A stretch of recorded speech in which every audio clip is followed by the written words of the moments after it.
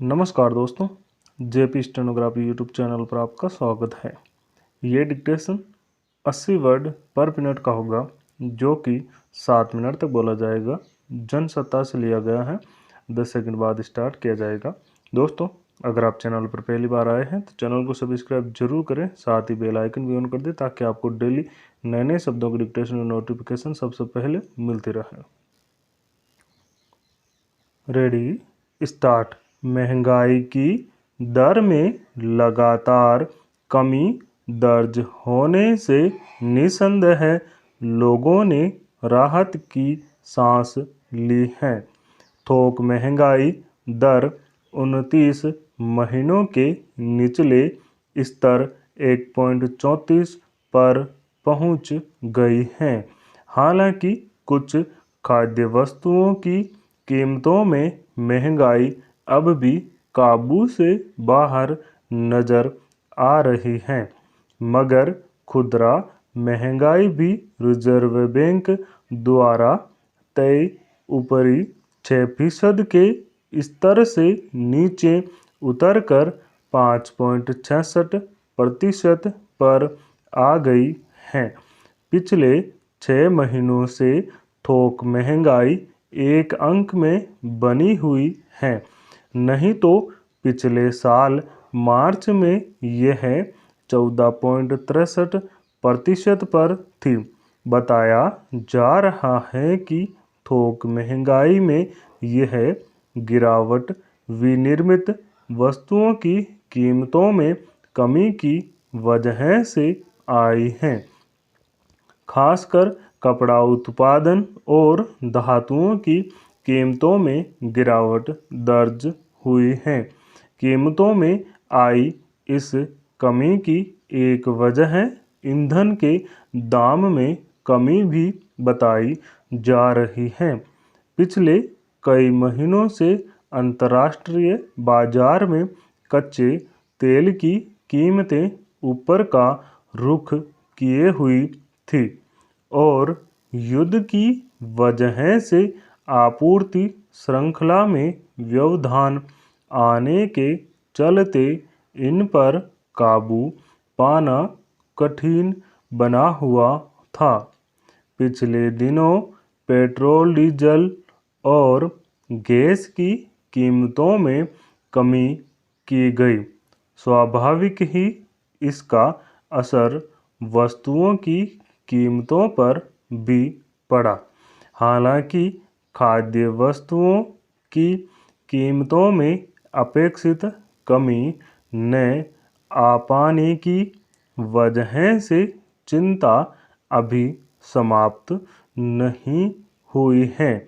दरअसल reserve bank खुदरा महंगाई पर ही नज़र रखता और उसी के अनुरूप अपनी ब्याज दरों में बदलाव का फैसला करता है। पिछली मौद्रिक नीति में उसने रेपो दरों में कोई बदलाव इसलिए नहीं किया कि उसे यकीन था कि महंगाई का रुख नीचे की तरफ होगा। उसका अनुमान सही साबित हुआ है, मगर अब भी दूध, फल और सब्जियों के दाम आम लोगों की जेब पर बोझ डाल रहे हैं। तो इस दिशा में सोचने की ज़रूरत है। गेहूं, मोटे अनाज और धान जैसे अनाज की कीमतें कुछ टूटी हैं, मगर जिस तरह मौसम का मिजाज बदल रहा है और गेहूं की कटाई के समय ही देश भर में तेज हवाओं, बारिश और ओलावृष्टि ने फसलों को चौपट किया, उससे आने वाले दिनों में कीमतों का रुख यही बना रहेगा। कहना मुश्किल है। फिर महंगाई के आंकड़े थोक मूल्य सूचकांक के मुताबिक आके जाते हैं, जबकि दुकानों पर इसका असर वैसा नहीं देखा जाता। इसलिए भी वास्तविक उपभोक्ता पर इस घटी हुई दर का कितना असर हुआ है कहना मुश्किल है। हालांकि महंगाई में गिरावट का यह रुख राहत देने वाला है। थोक महंगाई उतरकर 1.5% से भी कम पर पहुंच गई, तो इससे जाहिर है कि औद्योगिक उत्पादन में तेजी आ रही है।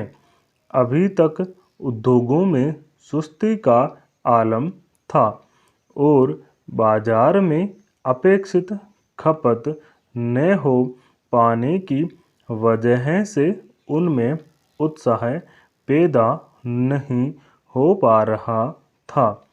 अंतर्राष्ट्रीय बाजार में संकुचन देखा जा रहा है, इसलिए निर्यात की दर लगातार घट रही है।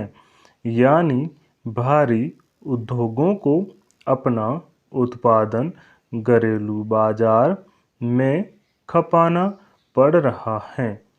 इससे भी थोक महंगाई की दर में लगातार कमी देखी जा रही है।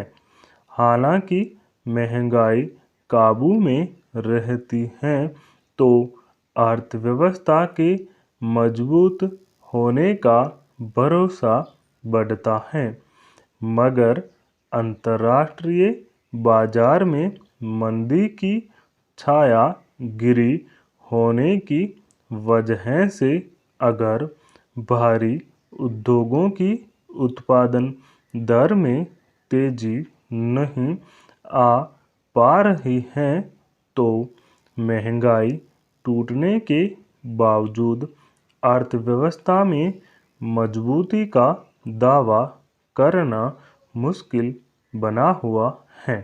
स्टॉप।